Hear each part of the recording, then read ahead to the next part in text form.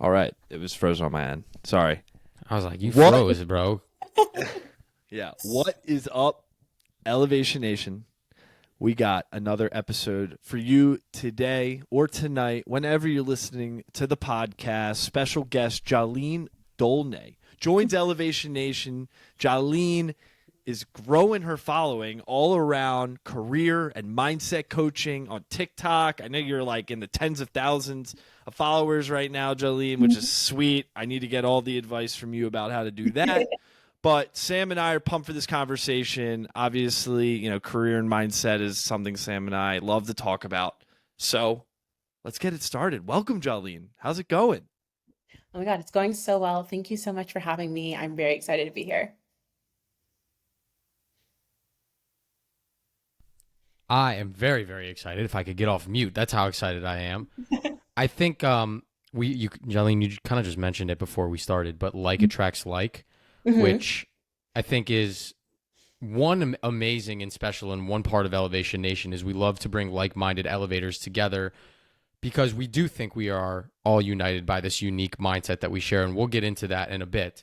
But I think one of the other coolest things about Elevation Nation is besides mindset, we have nothing uniting everybody.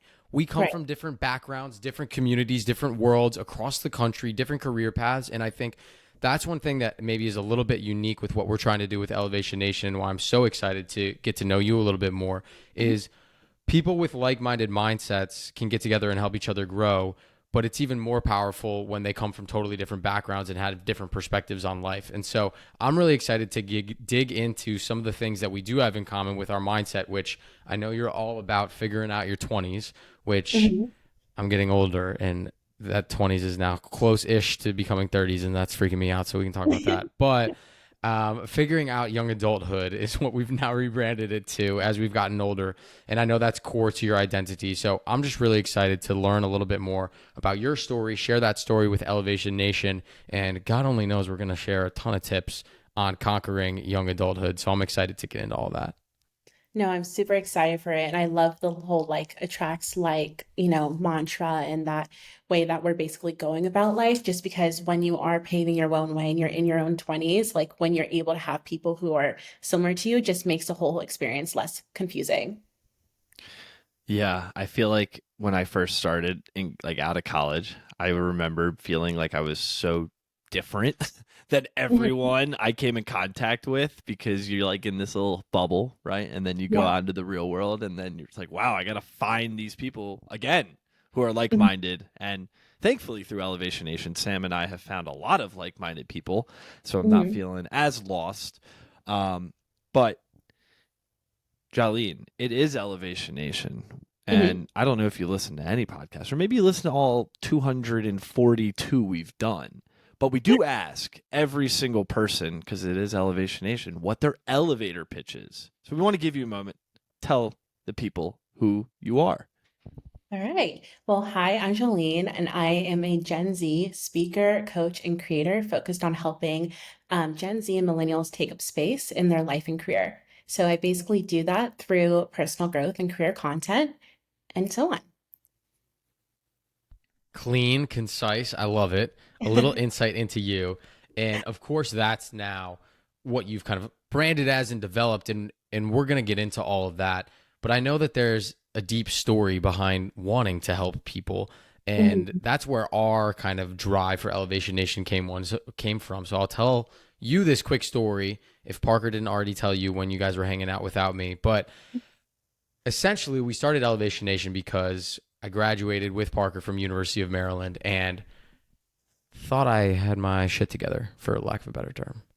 And I think, being involved on campus, as I know you were with cheer and some of the things that Mhm. you were doing, right? Like you have your crew, you have your community, you work your way up that totem pole, you're senior, you're at the top, you know what's going on.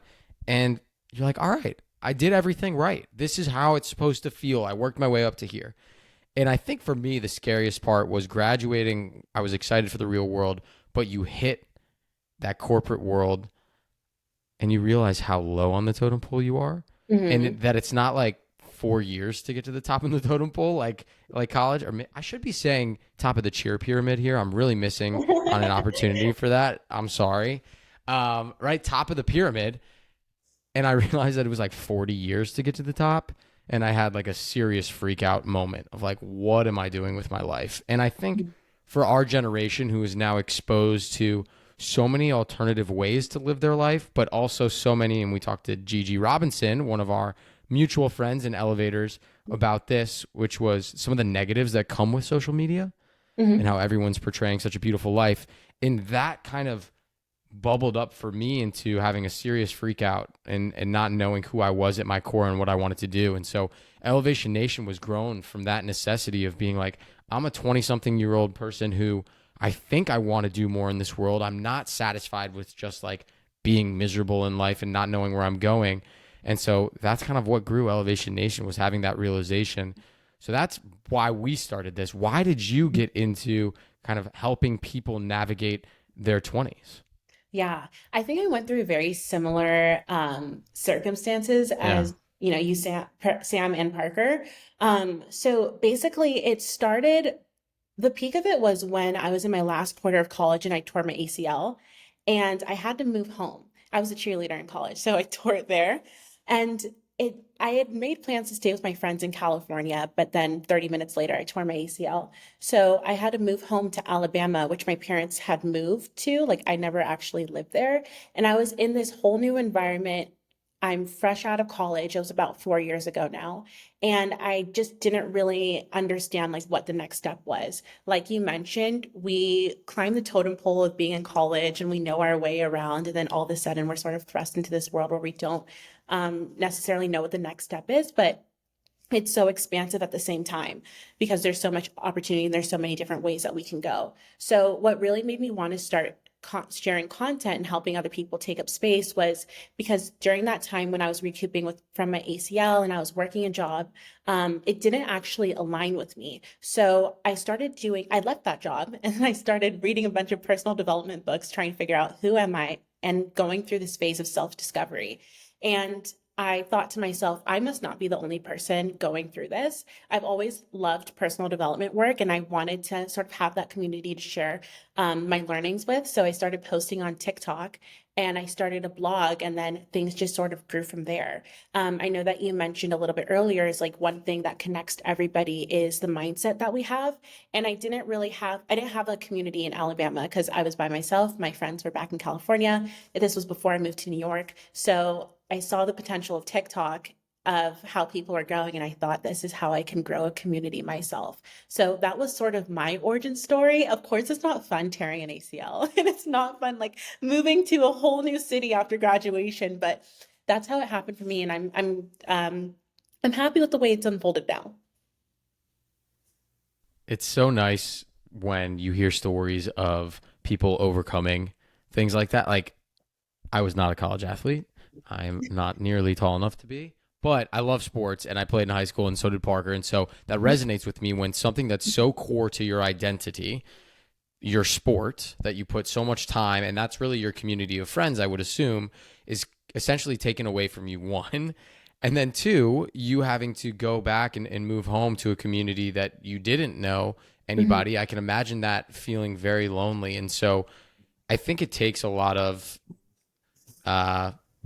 like what's the right, confidence maybe is the right word I'm looking for, to be able to share some of your deep introspection and struggles, which I know you do on TikTok and social media, and what Parker like. And the reason why I struggled with figuring out the word is because it's taken me a long time to be confident enough to tell that story of like, everyone thinks that I have my stuff together because Parker and I have like decent job, like good jobs, and we live in good cities, and it's like, it's not always what it seems. Like, it's not always, all rainbows and butterflies. It's sometimes people are going through struggles and they're hiding them. And so I just want to give you kudos for being open enough to share that with your community, and then obviously with Elevation Nation and us, because I know that is really impactful when your identity is kind of stripped away from you. Yeah, no, it definitely is. And I appreciate that. I think that one thing I like about the way that social media is changing is that people don't like inauthenticity. You can almost sniff it from a mile away. I think that, when in 2016, when Instagram was booming and people were sharing this picture perfect life, and then the pandemic hit, people were really craving that authenticity. And like you're saying, things aren't perfect all the time. And it's important to share those struggles to show that you're an actual human. So you can have a community of people who actually relates to you and wants to grow as you go. I couldn't agree more with that. Like, what's one way to feel so disconnected to someone than to have them like posting like just like the perfect moment or the perfect picture? And Yeah. but the thing is that that's really challenging, Jahleane and Sam, is that like we fall into that. We fall in it. Sometimes it's hard, I feel like, to see like past that, that life that people create on social media. So to your point, is like you're posting your life and how what's going on, ups and downs and everything in between. And I can't imagine that's very easy. But as a result of that, I'm sure you're finding that a lot of people are finding you, on the algorithm or whatever, because they now relate more to you because of that authenticity. Yeah, I think absolutely. I think that, like you were saying, like not everyone can always relate to all the amazing things happening, but there's no plot if everything's great, you know? And I think that people love to grow with you. So if they Hmm. see your successes and they see your see things that aren't going as great, like they're going to be happy for you and support you and cheer you on as you go. I love that. That's so cool. So I'm trying to picture when you first started like posting your story on TikTok. Was it Mhm. literally during the pandemic? Or is it like was it a dare from a friend? Like what was it that No. got you going? Like, I want to post and share my life. So it was so basically I saw the opportunity with TikTok. I love that app. Um Also a little bit of backstory. I was working a job that didn't completely align with my ultimate goals of who I saw myself being as like now a speaker, coach, and creator. And I knew that if I wanted to have a career that was as big as what I had in my mind, I had to have a social media presence. And so I loved TikTok. It was blowing up, and I saw that it basically had the same amount of opportunity as YouTube did in like 2016. And when you're an early adopter to apps, you're going to have a lot of long-term success. So since I was reading books and learning about personal development, I wasn't really posting as much about my life back then, but as I was posting about my learning. So it wasn't a dare. It was more of me just sort of I guess I dared myself. I was thrusting myself out of my comfort zone because with TikTok, you can be so hyper visible. You never know what video is going to get a million views. And I remember I did a video probably a month or 2 months after I started posting, and it just got like 500,000 views. And that was the most attention I've ever gotten from social media or ever. Like who can say that they've had 500,000 eyes on them or like gone across the screen to 500,000 people unless you're on TikTok. So that's sort of how I got started. It was just that idea for the bigger dream that I had, and then posting and sort of what came from it. I mean, this is the perfect opportunity, Parker. You have to tell your story of how you went quasi viral without even being in the video. Yeah. This is your like proudest accomplishment to date. No. I didn't go quasi viral. You're not downplaying my virality here, Sam. I went viral. Elevation Nation, Jahleane, I went viral. It was crazy. And Elevation Nation, if you're an OG, you know the story. But Jahleane, I know you don't know the story. So I love the park. I live near Madison Square Park. I'm always walking around the park, taking videos of random things happening in the park. And there was this one day I was like, you know what? I'm going to take this random video of this random jazz band. And then all of a sudden, I saw something really interesting. I was like, wow, there's this dog that's like kind of barking along to the jazz band. And then now the jazz band's playing along to the dog barking. And so I just took a video of it, didn't think of anything of it. And I posted it. I was like, whatever. I'll get another like 150 views, like every other video I post. And that's what it was, honestly, the first 2 days. And then all of a sudden, I remember sitting on the couch. My phone got really, really hot, and I didn't know why. And it was draining in battery. And then all of a sudden, I opened my TikTok because I turn off my notifications on TikTok. And boom, it's just like churning, and you've seen it obviously with 500,000 views. It's like it churns hard, and it got to like 2,000 views. I'm like, oh my god, Sam. JJ's my fiance. I like said, JJ, oh my god, I'm going viral in the moment. 2,000 views is nothing. I got 100 likes. Oh my god, this is amazing. I woke up the next morning and I was at like 100,000 views with whatever amount of likes. And for the next 2 weeks, my phone would literally not stop juicing with notifications, and eventually got to 1.2 million views on this damn dog video and 300,000 likes. That's a pretty good like to view ratio, which was crazy. Everyone likes dogs, Parker. If only you were in the video, you could really take credit for this. All right. The coolest part about this was like the account at dog, like whoever has the account at dog has done something well in their life when they decided to create that. They hit me up. I'm like, at dog, that's like the dog account that is the OG of all dogs, hit me up. But long story short, I understand what you're saying about going viral, and it wasn't my face, but it was my video, and it is crazy. It's a crazy experience. Honestly, you probably could have upped and moved to LA at that point. I mean, you're famous, even though you weren't in the video. I could have totally like went with the dog thing, going around trying to find dogs, and then, but I missed my moment. I didn't capitalize. It's okay. You can get back on it. Sorry, we had to tell that tangent story. If you couldn't tell, we get serious, but I also love making fun of Parker and having fun with him. So thank you for I should be making us. fun of you. How many views have you gotten up I have to like 12 views on all my videos. So views, you know, that's no all one I'm cares saying. about anything I have to say. I get it. It's fine. Yeah, But that's all right. Jahleane, I have a question for you with some of your messaging and mindset coaching. And one of the things that you talk about is mistakes, right? In your 20s. I know you have a few videos out there on that. And when people think about the word mistakes, there's a very negative connotation with making mistakes, whether it's in work or in school, making all these errors. So I want to talk to you about how you've kind of shifted your mindset around the word mistakes, and then some of the ones maybe that you've made in your 20s that I know you've highlighted before that we can maybe dive into a bit. Yeah. So my mindset around the word mistake is I actually don't believe that there actually are mistakes to be made. I know I use the word, but I think of it sort of just like lessons, because I think it was also a lot of the hard experiences, like tearing my ACL and like moving away. And then I see that my life has just become so beautiful after like way after these experiences, but it like redirected me on the right course. And so I really only think of mistakes as like learning opportunities. I know that in one of my TikToks, I talk about not listening to my intuition being a mistake. And that's, is a good learning moment, especially, within this community of people in Elevation Nation. It's a lot of people who are paving their own way. And sometimes you're in contact with an opportunity and things just feel a little bit icky. And if you don't listen to your intuition, you look back at yourself and you're like, why didn't I just listen to myself? I'm sure we all had those experiences. So I don't really think of them as mistakes overall, just learning experiences and also opportunities for others to take my learnings for them so they don't have to go through the same thing. I love what you just said. I absolutely love it. As a young adult, we think so binary. I think about this all the time. It's either great or it's not. It's either I messed up or I did great. And there's such a big between there.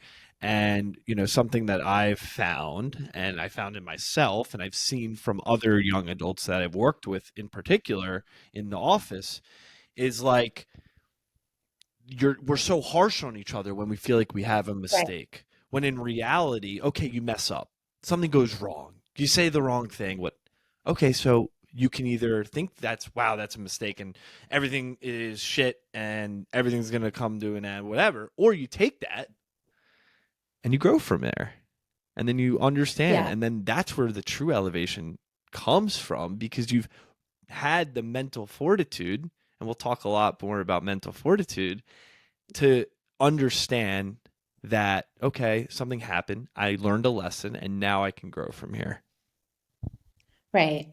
Absolutely. Absolutely. I 100% agree. And I think it comes back to an idea that I love to practice around like self-kindness and self-compassion. It's like if you make a mistake, it's not like you have to reprimand yourself like you're a child. It's just like, okay, I'm just going to learn from this, grow and do better next time. It's all about the perspective around it. And I guess that mental fortitude too. So I want to get into mental fortitude, but I think it's perfect just for a second that we're talking about mistakes and some of the challenges you face along your journey. I'm reading this Hmm. book, or I'm journaling in this book. It's called The Daily Stoic. I'm just gonna Oh, plug it. I don't have you anyone read it? No? Okay. Super cool. All about stoicism as like a philosophy. And literally today's chapter, I was reading it today, is all about the fact that obstacles make your journey and yes. how like you wouldn't have a memorable journey if you didn't have to face challenges. And Hmm. so I reread that a couple times because, we think we want something easy or like, why is this so hard? Why is this so difficult? Like, why are we not going viral on TikTok unless we post dog, right? Like you think of all these challenges that you're facing and it's like, would it be fruitful if it wasn't challenging and we got it? Right. What would we feel the passion for it if we didn't have to put in hours and work and get the chance, like if people were paying me 10K to go speak right now and I never got a chance to meet you, like, and grow and build Elevation Nation together and build this community and make new friends, like, would it still be worth it? Hmm.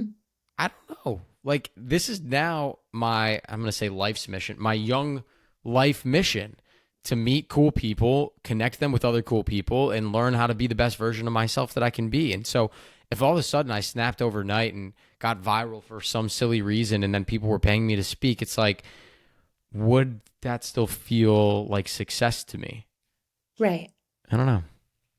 Absolutely. I think it just goes into like the whole idea of like growing pains too. Hmm. Like you have to be uncomfortable and you have to like grow and expand to be able to have a fruitful experience at the end. And also when you think about your journey, you aren't, or when you think about like actually accomplishing that thing, a lot of times people say that when they hit the milestone, they feel the same as before, but what they do remember fondly is the journey that it took to get there. So oftentimes we're actually in the points, we're in the best part right now. Even though it might suck, it might not feel fun, like we're in the best part of the journey, like right now. Because when years go by, we'll think about, oh my God, I remember all the times I was like getting 3 views of video or like couldn't pass the 200 mark and it was sort of embarrassing or whatever. But when we finally get that success, it's going to be, it's where our mindset's going to be focused on the time, what it took for us to get there. Sam, it's this makes me think of the Rick Rubin video I sent you the other day. Rick Rubin, famous producer, music producer. He's very, what's the way to put? Is he stoic, Sam, or he's just looks? He's a hippie, bro. He's got a very unique look to That's what him, he is. but he's also very, very talented. But he was making a point, Jahleane. I sent this video to Sam about how there's a lot of musicians who think that they have this perception of what success is in the musician. Mhm. Take a rapper, right? And they get to this crazy celebrity status. They make all this money. They never have to think about money again in their life. And they get to that point and they're like miserable. It's completely different than what they expected it to be. And Mhm. that video makes me like realize like there has to be something more than just getting this title or this amount of money or this or that from the things that we're doing. And it makes me believe more in the journey because the journey is everything. The journey is how I'm waking up and I'm passionate and how I exert my energy and my time. And yeah, there's going to be good things and bad things that come along the way. But to your point, when you look back, it's the journey that's the real thing that's going to get you excited and keep you going. Mhm. Absolutely. I love it. All right. I want to break down quickly. We mentioned it, but Jahleane, for you, this concept, this mindset that unites all the elevators that I know you have. We've been talking for 25 minutes. I already know you are exuding this concept, this mindset that we call mental fortitude. And it goes back a little bit to the story that I told you at the beginning, which was why we started Elevation Nation. And Mhm. so when I was doing some soul searching with Parker to figure out what the heck I'm doing with my life, we pretty much broke it down to like, we shouldn't be feeling like this. There's something missing that if we were given, college education and all these amazing tools at our disposal and we're feeling like this, there's something in our souls that's not there. And so we did some soul searching, and we came up with this concept that we call mental fortitude. And I truly believe that this is the missing piece that young adults need to feel fulfilled in the real world. And so mental fortitude is broken down into three parts. It's knowing who you are, which I know we'll talk a ton about with you because you have some great ideas and tips on that, right? So your identity, who you are at your core, your vision, what you want, where you want to go, and then what fuels you, right? And that all three of those together combine to what we call mental fortitude, which is the mindset that we think young elevators have to really make themselves and their communities a little bit more elevated. And so that's how we thought about young adulthood and the missing piece for a while. And we kind of have been practicing what we preach. I'm not going to say that once we figured that out, we figured out life. Otherwise, we wouldn't have this podcast anymore and we'd be successful and running off into the sunset. But what we did figure out was that mental fortitude is a tool that we can revisit whenever we're struggling with things. And so to Elevation Nation out there, I guess I'm preaching to them now. It's not like I said this is the silver bullet that solves all your problems. But I do think that mental fortitude can be a tool to help you when you're feeling lost, like you have no sense of direction, like you're not sure what's inspiring you anymore. Or in Jahleane, your case, when maybe you go through an injury and lose a little bit of your self-identity, you can kind of revert back to mental fortitude to help you figure out who you are. I'll pause there because I'm excited to hear what you think. Yeah, and I actually think the way that you break it down like that, I feel like I probably indirectly or unknowingly went through those steps after moving to Yeah. Alabama and those like that injury. It really was just a coming home back to myself. But I think that any times when you maybe have, well, back then I was like hyper involved with school and getting my degree and just was go, go, go, go, go. But when you are so involved with things and something happens and it causes you to slow down, it really ends up what will save you is those like pillars of the mental fortitude, I feel like. And that's probably what I indirectly did. We had an impact on you without you even knowing. Not that we can take any credit for the success that you have, but I love that.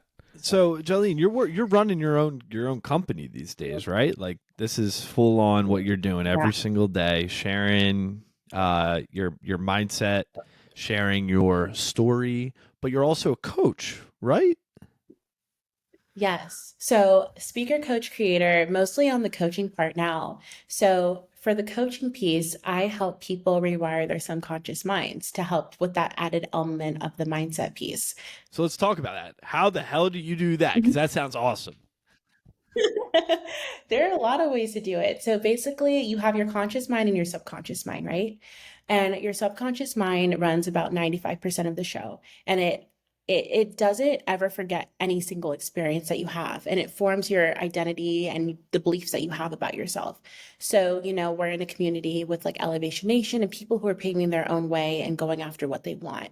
But sometimes when it comes to going after what you want, there are subconscious blocks stopping you from getting to where you want to go. It usually boils down to feelings of not being worthy enough, fear of success, a fear of being seen, fear of judgment, things like that. And they're formed from experiences that we usually had from the ages of 0 to 7.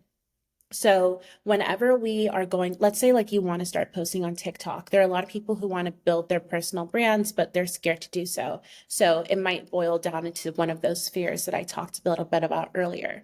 So I help them identify memories that they had from like ages of 0 to 7 or some experiences that they have, reframe them, ask them powerful questioning, and use practices to help like rewire their brain. So sometimes it might be like falling asleep to affirmation, sometimes it might be visualization, and really like the pillars of mindset coaching and helping them really like dissipate the feelings that arise in their bodies when it comes to those tough emotions. So it helps them heal and move forward to accomplish whatever they want to accomplish.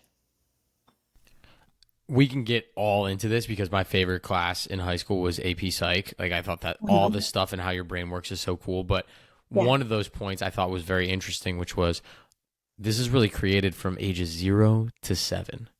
Mm-hmm. That's so wild to me because obviously as a 7-year-old, you have no impact on the environment that you are in. And so everyone goes through different family traumas or whatever they have to go through, but it just kind of goes to show that you're so malleable at a young age. And like now I'm like, maybe Jahleane, we got to talk at some point and figure out what's in my brain from 0 to 7, because everyone has things that they probably don't even know that they went through in that age period that like turned them into the person they are today, whether positives or negatives. And it's like, if you have the opportunity to rewire, is obviously a great term. I would say maybe elevate too, right? Elevate your mindset to be a little bit more positive or a little bit more open, and get past some of those subconscious blockers. Why not? And so that's what I love what you're doing. And I think it's becoming cool now to work on your mind and yourself. Like it wasn't cool 30 years, like when our parents were our age, like they were not talking about this stuff. No. Like now it's cool, and you have tools like TikTok and people like you who are passionate about this. And I really do hope that the mental health of our society is going to improve now that people are working on this. I can only hope. So thank you for doing what you're doing. Like it's awesome. Yeah, sure. It's just it's so fulfilling, I think, for me to see some people go through their own transformation, especially since I do work with a lot of founders and creatives. And when it comes to paving your own way, you're going against the grain. You're not, most times you don't have a community of people who are doing something similar to you. You might be surrounded by other people who are like, that will never work. You won't make enough money. Like money blocks are a huge thing. So rewiring your brain and like changing your mindset towards that is like hugely impactful. And I think that also because of the pandemic, a lot of people slowed down and a lot of people have turned to healing. So I turned to personal development work and I found like the healing work after it. And so, yeah, it's just been an amazing evolution from that and helping other I people. think the earlier you can get introspective, learn how to have conversations with yourself, get deep with yourself, the better off you'll be down the road, because now you're making more, you're using more information to make your decisions. Think about how often, if you're not having those conversations with yourself, that you're just going along and doing, and you're probably going towards areas of your in the world that make you comfortable, or put you, or even you're in an uncomfortable situation, you just didn't even realize it. Maybe you're hanging out with the wrong people. So I completely agree. Right. Like the last 3 years in particular for Sam and myself, we have taken a step back and gone inward, and I think it's paid a lot of dividends for both my mental and physical health. But I do want to be cognizant of time, Jahleane. We have 2 more sections. We have to run through them because it wouldn't be Elevation Yeah, Nation of if we course. didn't run through these last 2 sections. So we'll go to our rapid fire. It's not really rapid fire, but we like to call it rapid fire. It sounds cool. My first question for you is, you've been on TikTok for a while now. What is your favorite trend through the years? Oh my gosh, my favorite trend? I have to think. Um, Honestly, I think I've seen like, can you guys tell me yours? And Ooh. then I might remember mine. Oh, man. I'm like, There's so there's many. things. I like the one where they show the people in high school and then like them 10 years later, and like how much they've changed. Oh Like my that one I think is always just funny. And I watch random people from all over the place. Can I say the corn kid? Oh my I love God, that I kid. love the corn kid. I love the corn kid. I think that might be my Okay. favorite too, Sam. Yeah. No, Parker, yours No, is the great corn too. kid was, he got his 1 week of fame, and man, everyone, whenever you say corn kid, everyone's like, yep, corn kid. It'll be interesting to see how corn kid grows up. And does he go down the corn route, or does he, just do something else? I don't know. I don't know, because like when kids get famous off of TikTok, they're able to do so many cool things, like with Nickelodeon. Do you remember the Yeah. yodeling kid, Yeah. like Mason Ram? And he performed at Oh, no, Coachella. now he's And like it's like, chasing his dream. You're yeah, so right. if it's the right management, I'm sure he can do whatever he wants to do in his life. It all started in Yep. school. And then like the remix the DJ did, that's my favorite Oh my thing God. TikTok is that you'll see a trend and you'll see it evolve into like 4 steps down the road. And it's like if you weren't there at the beginning, you're just not going to get it. Oh, it's a world within itself, within a world within a world, and Yeah. it's fun, it's entertaining, and sometimes I think it's very scary. But next question. Mhm. What is, you're a Californian, right, at heart, but now you live in New York. I'm a Californian at heart. So what's the biggest difference Yes. between a Californian and a New Yorker? Oh my gosh. I think that California is so chill. California is so chill. Like it's like when I grew up in Southern Mhm. California too, right? So I went to UC Santa Barbara. So I was on the beach, like they weren't slow paced, but people were just like a little bit more like chilled out, like go with the flow. I think that's probably a stereotype. But here in New York, like I feel like, not to say people in California aren't this, but I think I'm just surrounded by a lot more dream chasers in New York. So people who are just a little bit more about their business. But that just could be because I'm in like the 20 something crowd here in New York and who I surround myself with. But I would just say New York's a little bit more go, go, go. Um, but they're both very similar in a lot of ways. There's lots of diversity, amazing food, but I will have to say nothing beats California Mexican food. I'm sorry, I can't eat it anywhere Hmm. else besides like actual Mexico or on the coast. I can agree with you. The tacos out But in SoCal are so oh, good. good. And I got a funny story for you. It's Yeah. I had a friend over the weekend. He came in from Atlanta, and we're working out at my gym, and we get to the end of the workout, and he's like, "There are so many jacked people here," and like my friend is pretty jacked, like pretty big, and I said, "Dude, it's New York. I think you'll find like the most motivated people in the entire world here." And I know we're talking about me Right. too, so I'm kidding. Yeah.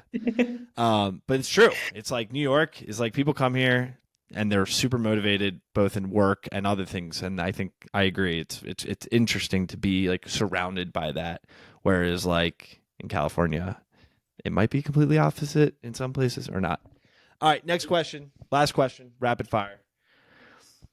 What is a book that you have to recommend to Elevation Nation? Something we got to read. I think since we had a topic around our 20s today, I think you have to read The Okay. Defining Decade by Meg Jang. That's a classic one. I love that book. I love it. Classic. I loved it. When I moved to Alabama and I was figuring things out, that was one of the books that helped set me on my path. Recommend it to any young person. I think it's just, first of all, it's written by a doctor or a psychologist. Yeah. Right. And so what she's saying has merit. Yeah. She knows what she's She knows doing. what she's doing. But yeah, it's a great book. Yeah. All right. Last question. Mhm. This is our most exciting, our most impactful question, Jahleane. I'm ready. So, everyone at Elevation Nation, which now you've gone through your initiation process, the application was this interview, you've passed with flying colors. We are now honored to welcome you in as an elevator in our community, in our nation. But every elevator has one thing.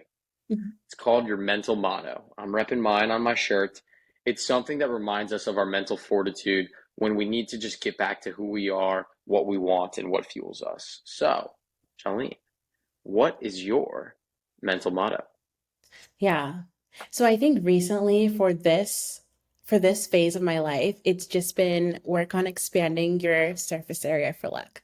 I came across this on LinkedIn. I love LinkedIn, by the way. I came across it on LinkedIn and I was like, oh my gosh, I dug into the topic. And it's like, it goes back to the sentiment of like almost keeping yourself hidden from opportunity. And also goes into like some of the work I do because of the subconscious blocks that we might have that keep us from going to what we want. So when we expand our surface area for luck, that means we are putting ourselves in positions to get to the next step. It means that we are posting our content on social media. It means that we are chasing opportunities. It means that if we get no from someone else, we're looking to find someone who's going to give us a yes. So it's really exhausting all avenues to get to where you're going. And I think that that's sort of been my motto lately. That's a really, really cool mental motto. Like Thank that's you. awesome. I think it's a little bit like create your own luck, Yeah.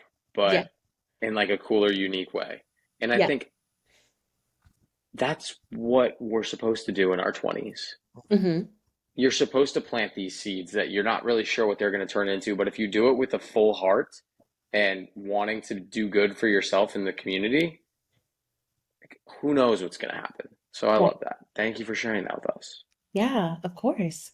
I think it's just been hugely beneficial in this area of my Yeah. life. I love it. Living my I absolutely love it. Jahleane, where can people like hit you up? Do you have a website, Instagram, TikTok, right? Yeah, so it's at Jahleane on all socials, Instagram, TikTok, Jahleane Dolne on LinkedIn, and then my website is Amazing. www.jahleane.com. I highly encourage you, Amazing. Elevation Nation, to hit up Jahleane. She's doing incredible work for, first of all, herself, like in her self, growth journey, but then also helping thousands, hundreds of thousands. She's had a video that hit 500,000 views. So I guess you've helped 500,000 plus people. That's a matter of a fact. And so, Jahleane, we're just so grateful and appreciative that you spent time with us this evening on the podcast. And we are excited. It's just the beginning for you to join the nation, for us to stay in touch, and we'll be elevating from the sidelines. We'll be watching you elevate and, growing and doing your thing. And I can't wait to just continue to stay in touch and see where our paths take us. Yeah, thank you so much for having me. I really enjoyed this conversation as well. And I feel whenever I'm around people who inspire me, obviously I just feel great the rest of the day. So I'm walking out of here with on a I high. love it. Well, the feeling is mutual. Yeah. Elevation Nation, until next week. Peace. Jolly